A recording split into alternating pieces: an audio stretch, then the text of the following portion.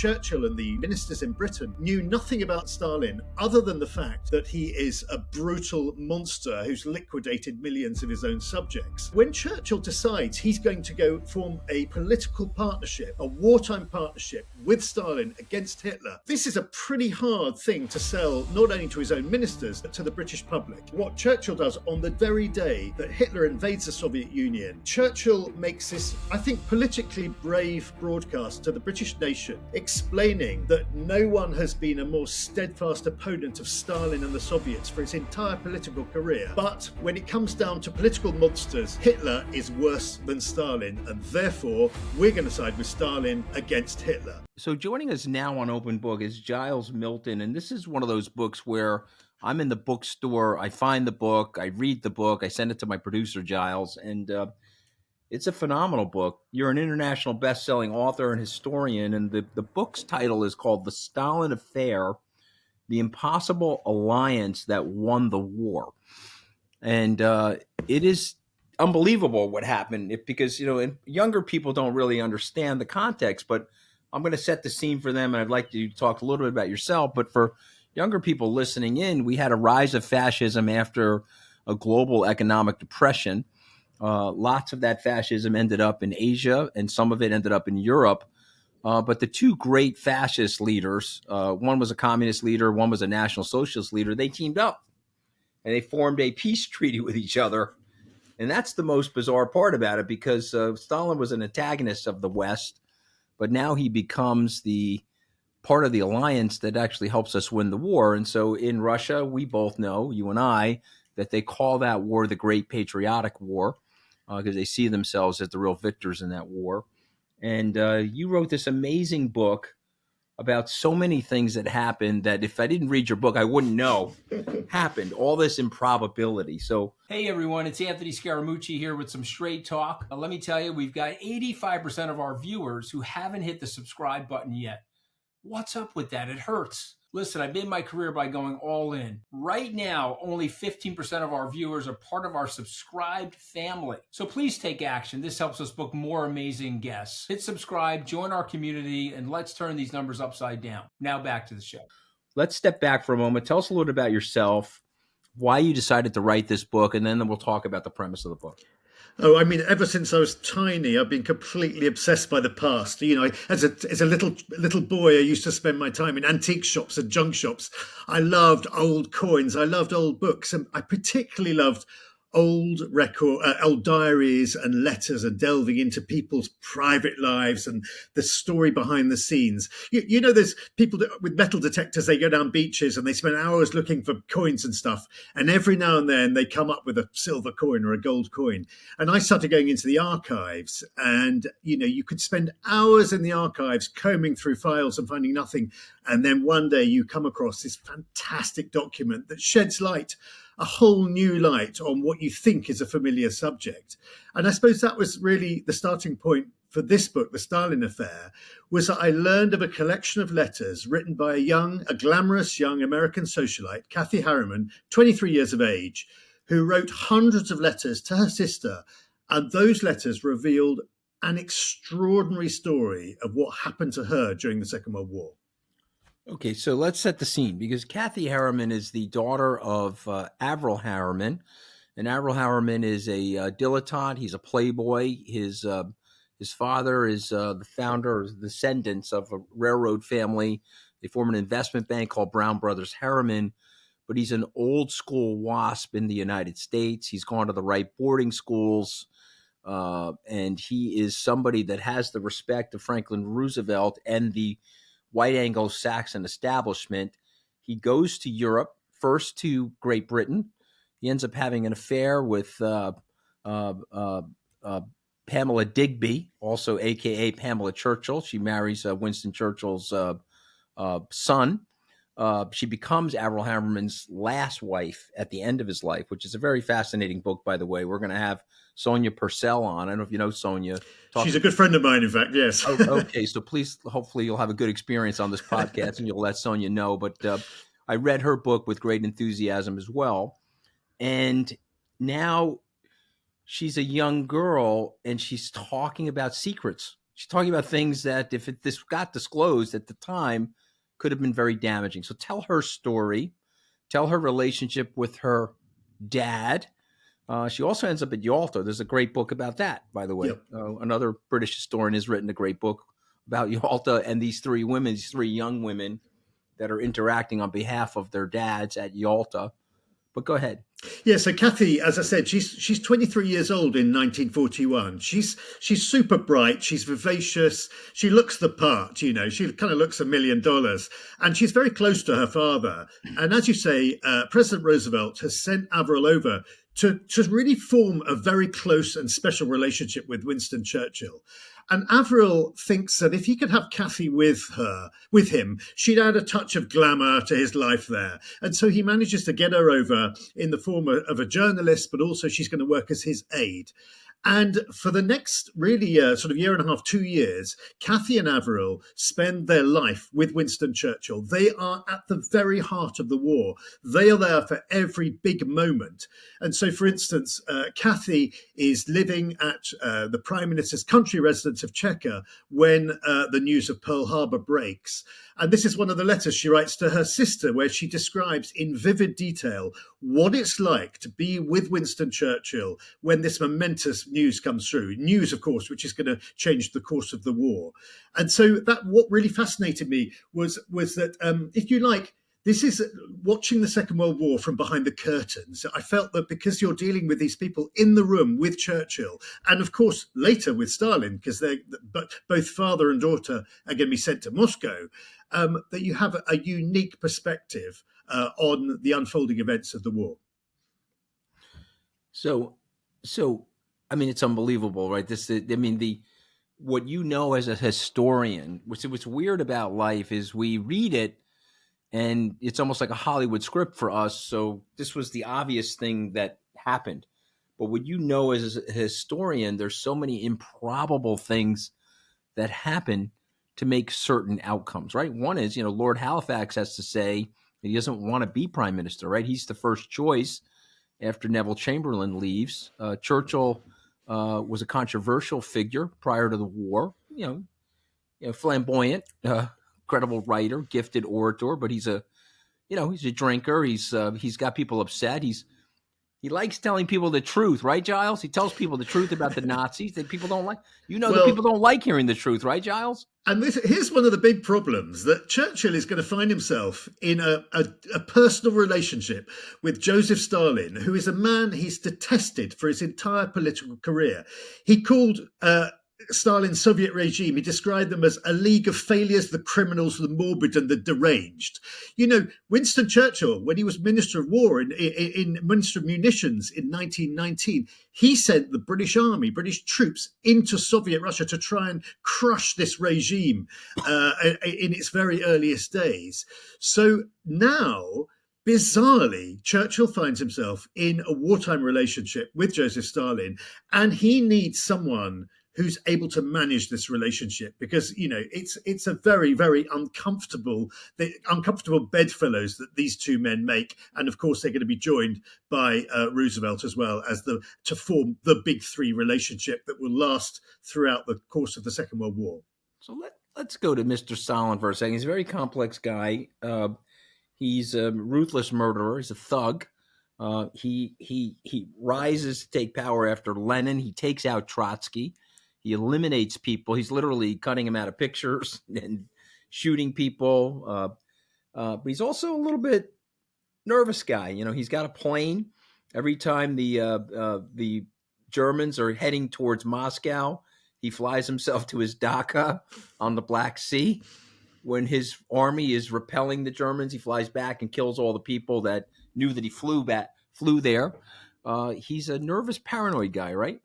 He's different guy from Churchill. Why don't you set the personalities up for us? Churchill's a little bit more revealing, a little bit more open of a soul, right? Churchill, I'm sure many of your listeners will be familiar. He's from an aristocratic background, an old-style British aristocrat with a fantastic education, classical background.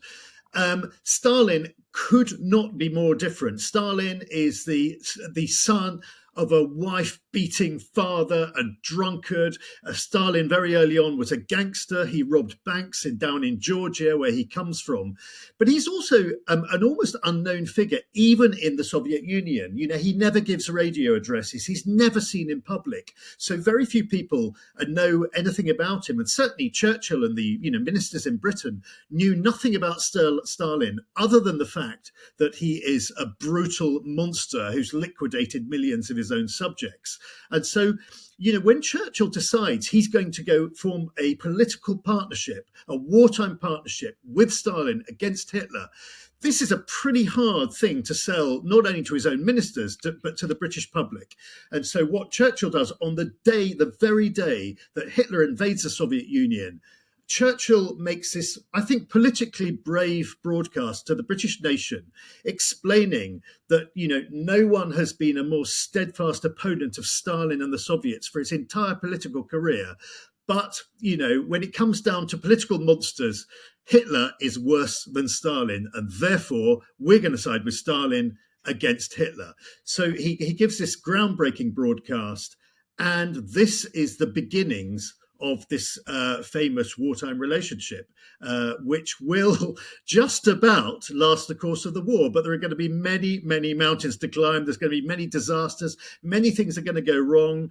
And the relationship is going to break up almost on a number of occasions. And it's going to be saved by the trio of individuals who sort of form the heart of the narrative in my book.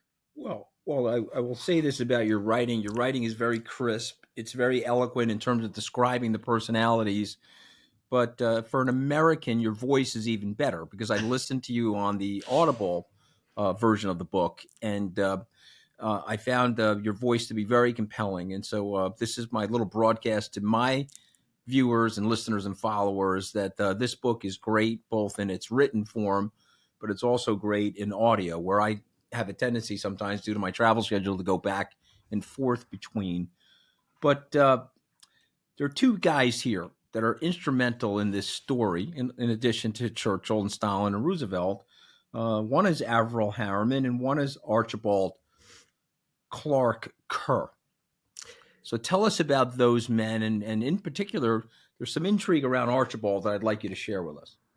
Archibald Clark Kerr was a true eccentric British maverick. If you've got to really picture diplomats of the period in Great Britain. We're talking about men who wore pinstripe suits, they wore bowler hats, they carried rolled umbrellas, black briefcases, and they went to Eton and Oxford, the best schools and universities in the country. And they were always referred to as Your Excellency. Well, Archie would have none of this. He insisted on everyone should call him Archie. He held his meetings in the embassy in Moscow, where he was ambassador. In summer months, he held it in his deck chair, in shorts, bare-chested. He wrote all his memos to the Foreign Office in London with a quill pen. And this necessitated him having a flock of geese in the British embassy. And every time he needed a new quill, he'd pluck a feather from this sort of protesting goose, sharpen it off, and write these fabulously colourful memos to his colleagues in the Foreign Office. But the importance of Archie was, he was a very old friend of Winston Churchill, who particularly admired his personal skills. And these came to the fore when Archie was sent to Moscow, finds himself in the Kremlin in a private meeting with Joseph Stalin. And bizarrely, these two men hit it off from the minute they first meet. They both are avaricious pipe smokers, and they bond over tobacco. And from that moment on, Archie Clark Kerr becomes a close confidant of Joseph Stalin. And this is going to be an incredibly important partnership, because Archie is the only person that can keep this allied relationship between Churchill and Stalin, always a rocky one, keep it on track. It's fascinating, right? If he doesn't exist, who knows what could have happened in that relationship? Because remember, Stalin is calling for more troops. He wants more troops on the Western Front, right? And the Americans are not ready. The Brits are not ready. Roosevelt's not ready, and he keeps them going. He keeps this relationship going. What about Molotov? Talk about him for a second. He's another intriguing character in your narrative. Yeah, Molotov is really the only But also person. set the scene, Giles, if you don't mind. Molotov is the foreign minister. I'm sorry, yeah, I should have said that. With Stalin. We've got young people. You know what I love about my podcast, because I actually know my demo. We got a lot of young people. They listen because they're like, all right, at least the Mooch is going to give me some shit about history, right? That's great. We need young people. We need young people, Giles. You and I need young people. So set the scene on Molotov. Tell me who Molotov is first. So Stalin had a very small circle of advisors, this inner circle, of which the most important was Molotov, his foreign commissar. He's like a foreign minister, essentially. And so he's dealing with the outside world. He's the one that's dealing with Winston Churchill, with Roosevelt. He's the sort of the public face, if you like, of the Soviet system. But frankly, the Soviet system is so Stalin-centric that everything revolves around Joseph Stalin. And everyone realizes this, and particularly Winston Churchill realizes that nothing will ever get done unless Joseph Stalin has agreed to it. And so you get this very momentous event in the summer of 1942, where Winston Churchill takes a decision to fly to Moscow to go and meet Stalin himself. His arch enemy, he's going to see him and try and forge a personal relationship with him. And it's worth sort of picturing the scenes of that first meeting. You have a British aristocrat who's detested Stalin, the gangster, all his political life, flying into the Kremlin to meet him. And they meet, and that first meeting is an unmitigated disaster. Stalin throws insults at Winston Churchill. He personally abuses him. And the whole thing ends in absolute disaster. Churchill storms out of the Kremlin and he says, I'm having nothing more to do with this man. I'm tearing up the Allied relationship. I'm pulling out of this partnership. Stalin could go it alone. The Soviet Union can go it alone. And this is the point where Archie Clark Kerr steps into the fore, because he realizes Churchill's making a catastrophic mistake. And the rather brilliant thing about Archie is that he knows Churchill's strengths, but he also knows his weaknesses, and he takes him to one side. And everyone else has tried to persuade Churchill to stay in Moscow. Churchill refuses. But Archie takes him to one side and explains that, you know, Stalin is just a good-for-nothing gangster. He speaks in insulting language. Churchill has to go beyond this. He tells Churchill to go back into the Kremlin for one more time to try and forge a relationship with Joseph Stalin. And Churchill finally agrees to this, goes back into the Kremlin, gets completely drunk with Joseph Stalin. They bond over bottles of whiskey and vodka and God knows what. And Churchill comes back that night to the dacha where he's staying and says to Archie that he's become great friends with Joseph Stalin. And this vital wartime partnership, this is the thing that's going to win the Second World War for the Allies, this partnership in that night is back on track. And so Archie has really, saved the vital Allied relationship at that point in the war, on that evening. Yeah, no, listen, there's no question. I mean, we don't win that war without the Russians. It's the Germans are way more prepared in terms of their military arsenal and their troops and their training than we are. We're frankly caught off guard. We have a couple of miracles happen. We have the miracle at Dunkirk. We have the miracle of Franklin Roosevelt putting down, frankly, the first America First movement, which was a Nazi movement in the United States. There's a couple of big miracles that happened. Some would think, certainly Churchill thought, that the Pearl Harbor sneak attack was a miracle because it brought Roosevelt into the war. He was trying to coax him into the war. And the interesting thing about it is Germany declares war on the United States before we even decide to declare war on Germany. So we have all this interesting, improbable things are happening.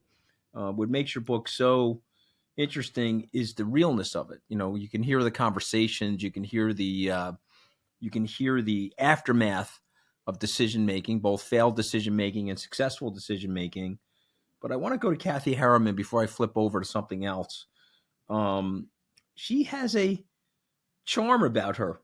She seems to have played an important role in navigating these relationships. Tell us who she is as a person and tell us the value that she provides being part of the story.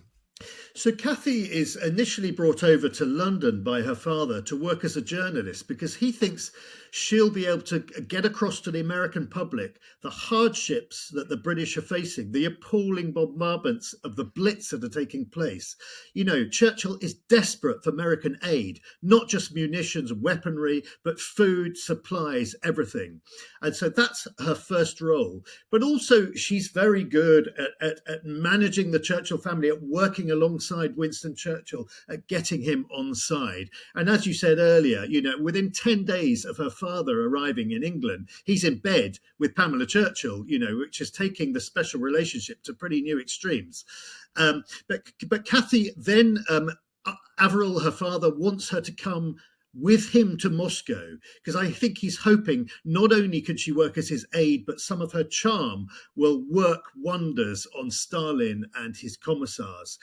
And, you know, she's not just a sort of attractive woman adorning the American embassy in Moscow. She's got a real role to play. She learns Russian very quickly and speaks it very well. She works for the Office of War Information in Moscow. She hosts the American embassy parties, which were never innocent events. These were parties at which she attempts to get Stalin's commissars as drunk as possible and try and get information out of them, because what her and her father want to know is what is Stalin's plans for the post-World War world, particularly as the war goes on and moves into its final year. It's clear that the Allies are going to win. They want to know what Stalin is planning to do at the end of the Second World War. And so she plays a, you know, incredibly important role in information gathering, but also supporting her father in this incredibly important work. It's amazing. It's an amazing story. She's a 23-year-old young woman. You know, she's educated, but she's just 23, and she's in there. It's amazing. And she's, you know, she's making toasts to Joseph Stalin at these formal dinners that they have all the time in Russian as well. She goes to the Bolshoi Ballet with Stalin. She has dinners with him all the time. Her vodka glass, you know, and he's not intimidated by her at all. He's trying to charm her. It's classic stuff where we read about these people and we two-dimensionalize them as great protagonists and antagonists in a novel, but they're actually human beings. Okay. Yeah. And he provides this softening agent for the relationship, right? He likes her. And I think what's so appealing about Kathy's letters and why I found them so wonderful is they're so vivid. You get a very personal side to the Second World War. You know, we're all used to the familiar stories of the big battles and everything, but to get the picture of what it's like in Churchill's living room. I mentioned Pearl Harbor. She describes a scene of Churchill's been hung over all day because they drank too much on the previous night. He's been sitting there with his head in his hands. They turn on the 9 o'clock news on the BBC. And they miss the headlines, so they miss the big story. The news goes on, it comes back to the headlines, and then they're only half listening. And she describes how Churchill says, "What was this about? Was it Pearl Harbor? Was it Pearl River? What are they talking about?" And he finally realizes that the Americans have been attacked at Pearl Harbor. And, you know, having sat all day with his head in his hands, he leaps up from his armchairs and shouts out, "We shall declare war on Japan." This great moment for Winston Churchill, America's now in the war. And to have this vivid portrayal of it is something you very rarely read, I think, in history books. Yeah, I like that. I mean, you put it together, Giles. I mean, it's an awesome book. I want to go to the Roosevelt-Churchill-Stalin dynamic, and I want to also relate to our listeners that Roosevelt is in his third presidential term, and he's not well. He has high blood pressure. He's been afflicted, obviously, with either polio or Guillain-Barré syndrome, where he's significantly paralyzed, and it's affecting his physicality. And he's not well, but he's also a big thinker. He's trying to set up the United Nations. He sees himself as this grand figure, and he dishes his good friend Winston Churchill a little bit to endear himself to quote unquote Uncle Joe.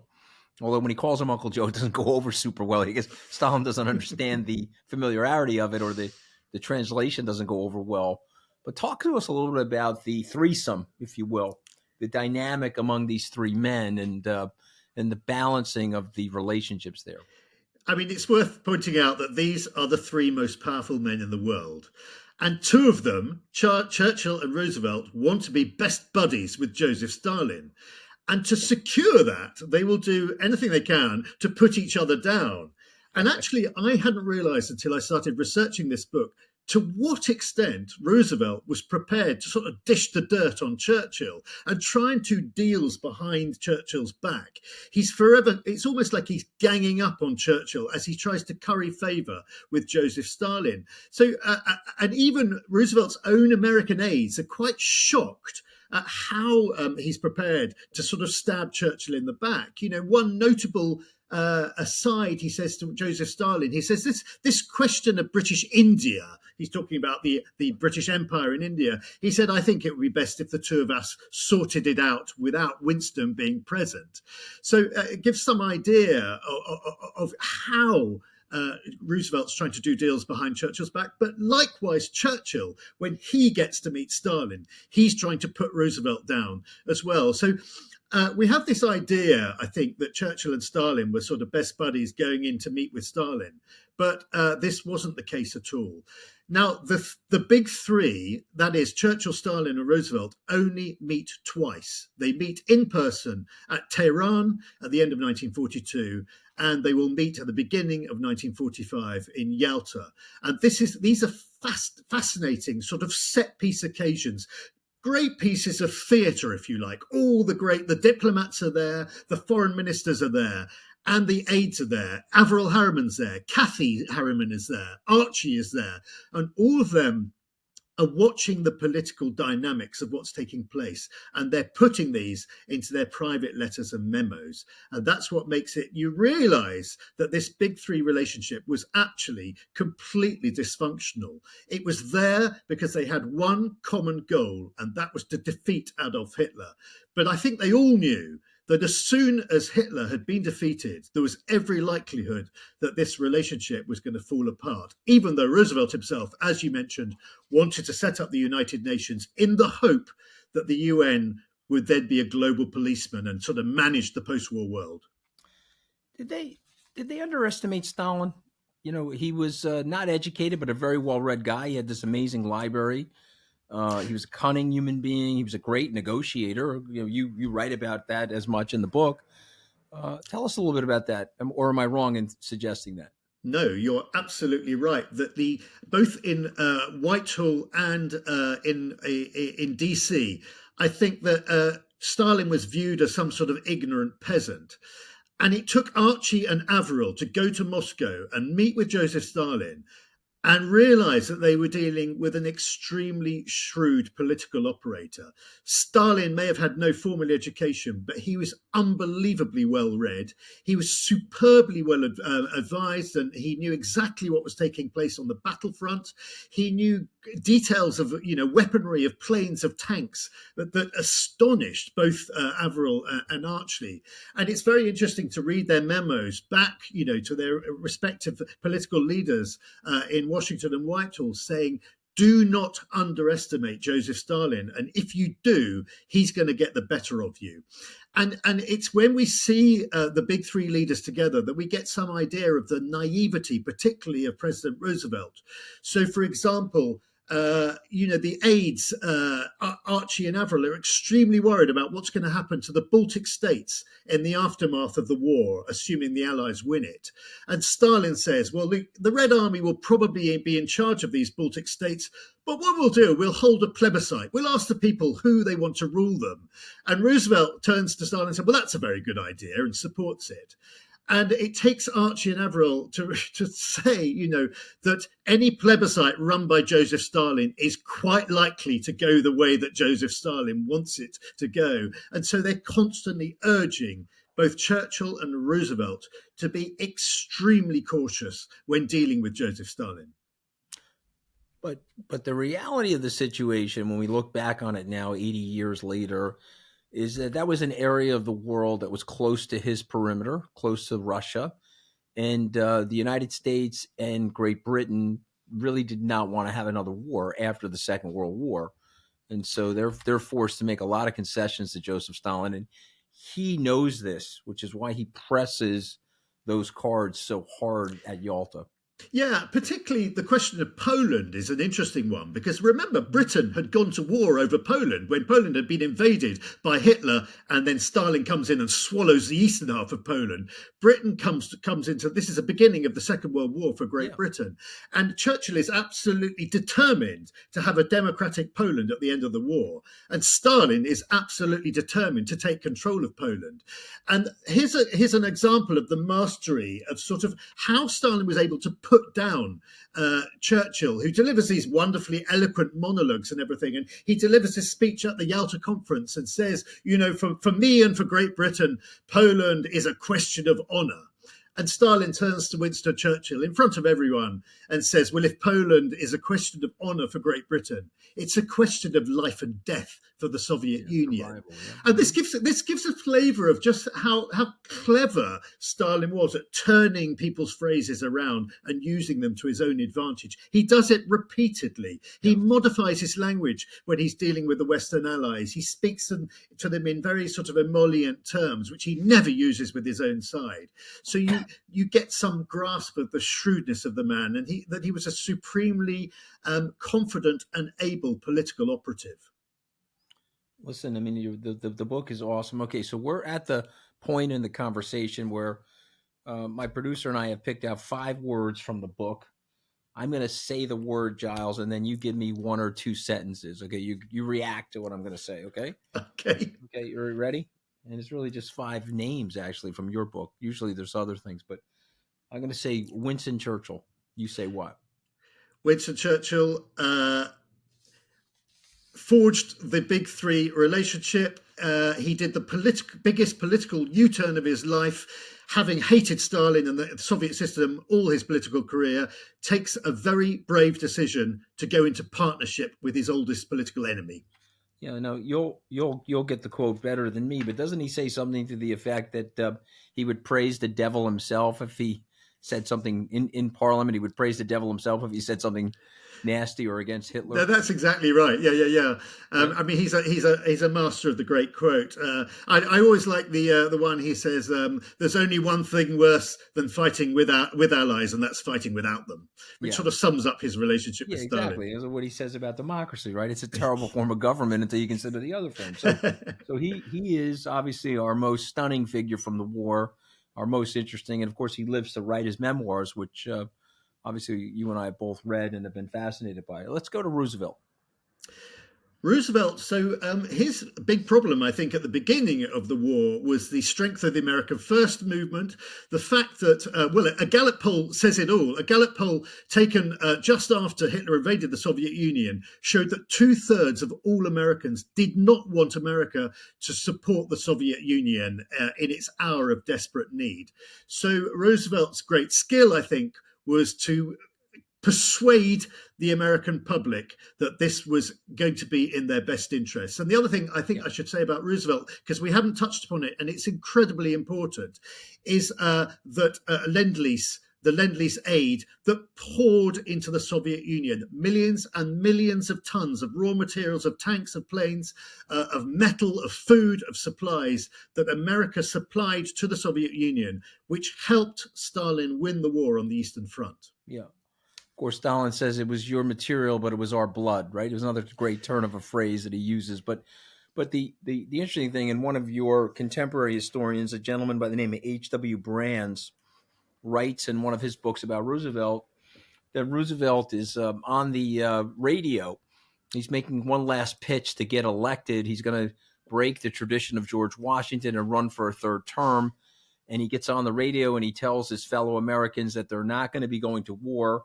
He's not going to get involved with the war in Europe. He clicks off the radio. He wheels himself into the study. He's there with his son, James. He lights up a cigarette. He says, I just told a big lie to the American people. He said, they're 100% going to war. They're just not ready to hear that. And it's my job as a leader to pull them and to get them educated to understand it's their fight too, that the fight for freedom, we're all interconnected. And he's smoking the cigarette, explaining that to James. Of course, that ends up in James's diary, which is how Brands finds it. Here's a fantastically cynical quote from Truman, which he said at the beginning of the war. He said, if we find the Russians are winning, we should supply Germany with weaponry. If we find the Germans are winning, we should supply the Russians with weaponry, and that way they can kill as many of each other as possible. Well, listen, Ronald Reagan got that right. I mean, he did that with the Iranians and the Iraqis in the 1980s. So we understand that. Okay, let's keep going here. We got Adolf Hitler. Adolf Hitler, the most extraordinary thing Hitler perhaps did was in 1939, where he signed the Nazi-Soviet pact. This, as you alluded to at the beginning, these were the two great dictators of Europe. They were sworn enemies, absolutely hated each other, couldn't have stood more politically poles apart. And yet, in a moment of extraordinary sort of diabolical pragmatism, Hitler and Stalin do a pact which enables them to invade Poland, carve it up, and this is going to be the beginning of the Second World War. An extraordinary event which took everyone by complete surprise. No one was expecting this to happen, caused great shockwaves in 1939, but everyone wondered how long this pact could last. And sure enough, by 1941, 2 years after it was signed, the pact falls apart, and Hitler turns on his erstwhile ally and invades the Soviet Union. I think Stalin was surprised by that, though, right? A little bit, right? He thought the pact was going to last a little longer, or am I wrong in thinking? No, you're absolutely right. Stalin was absolutely astonished when Hitler invaded the Soviet Union, despite having very good intelligence, not just from the frontier, where 2 million German troops were amassing on the frontier of the Soviet Union, but even Britain, which had very good intelligence, warned Joseph Stalin he was about to invade. He was about to be invaded. He dismissed this as deliberate warmongering, scaremongering.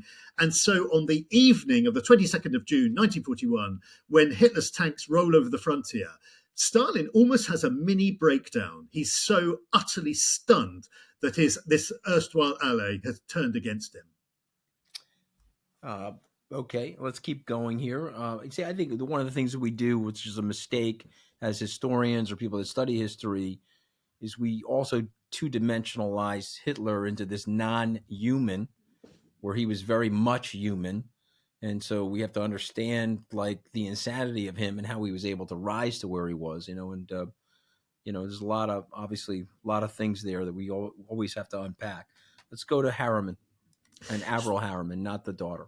Yeah, so Averell Harriman really plays a crucial role in the war. Now, it should be said that Roosevelt liked to have personal envoys. He didn't really like to deal with diplomats and ambassadors. He had an ambassador to London at the time, but he liked somebody who could be his sort of personal conduit to, first of all, to Winston Churchill and then to Joseph Stalin. He wanted as he put it, the undiluted words of Winston Churchill, and then after that, the undiluted words of Joseph Stalin. This is how he dealt with. It was highly effective. There was no bureaucracy. There was no red tape. He had one man directly between him and his wartime partners.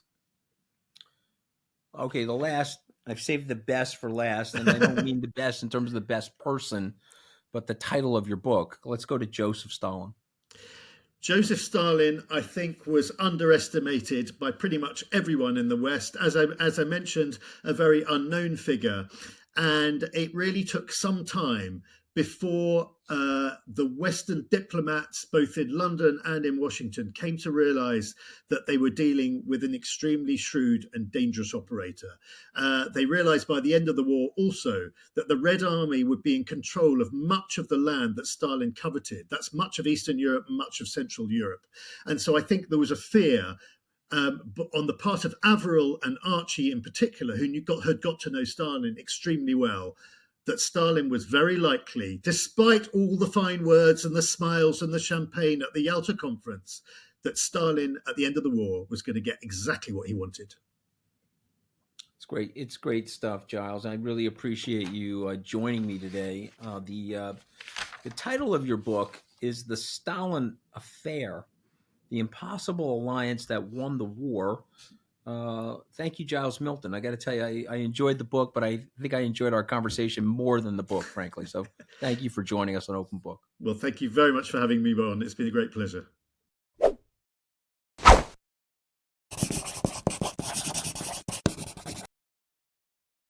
My next guest is a guy named Giles Milton.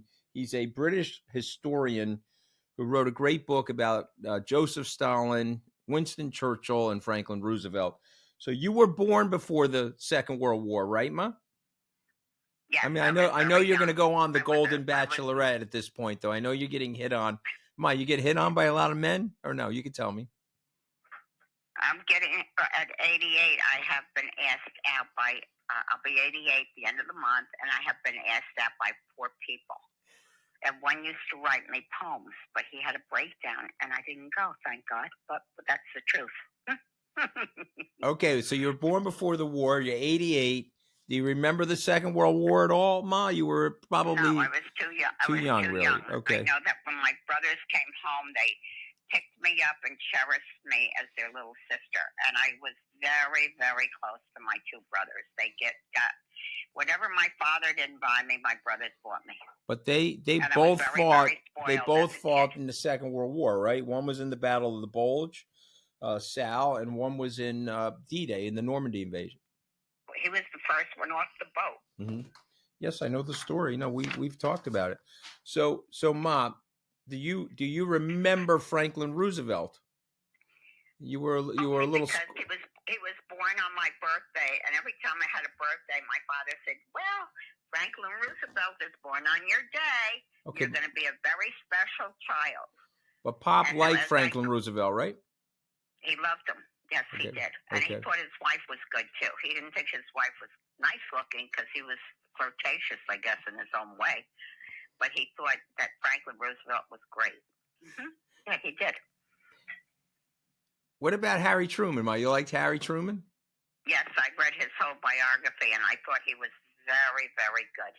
He wasn't like your typical where he always wanted the limelight. He helped the war. You know, he was good. He was very good. Yeah, he was simpler. He was less focused on his own publicity and more focused on doing the right thing. That's the right way of putting it, 100%. Yes, he was very, very good. Okay. And his biography is earth-shattering if you really read it. Yeah, the one that you read was the one that his daughter wrote about him in the 1970s. I remember you reading. Yeah, right. Yes. Mm-hmm. I'd say I have a good memory, right, Ma? Yeah, and I think Churchill was very, very good, too. He wasn't afraid of anybody. He wasn't afraid of anybody, right? You like that about him, right? I like that about him. Yeah, well, that's how we got. Well, that's how we got raised. We got raised like that. We got raised not to give a shit about anybody, right? Absolutely. Our neighborhood even put that on. We had a mixture of people, and we had a motorcycle shop who was your uncle, and he taught you the ins and outs about not to back down if you're right. How about when when I was 7 years old, Billy Whiteley was trying to beat me up in the front yard, and I ran inside. What did Nana tell me to do? Your grandmother was a rock, and she loved her grandchildren to death. And when you would come in crying, she said, "You have to go outside. I watch you in the door." She was an immigrant, and she said, "I want you to beat him up, and I want you to beat him up really good." Yeah, and you did, and he started to cry. Never touched you again. Yeah, and he was bigger than me. I punched him right in the face. Anthony, bravo. Bravo, Oh, Anthony. You remember when I punched him right in the face? He was bigger than me. He started crying. Yeah. Mm-hmm. Yeah, he was crying like a little turd. You people would be put in jail now in 2024. You had me swinging at this kid in 1971, Ma. I know. But it was something to see. I mean, I didn't have the chutzpah that she had, really. No, I was more mellow, but my mother didn't take too much stuff, especially if they touched her grandchildren or her kids. She was fiery. Hey, thank you for watching this episode. If you enjoyed this episode, here's another one right up here that you might like.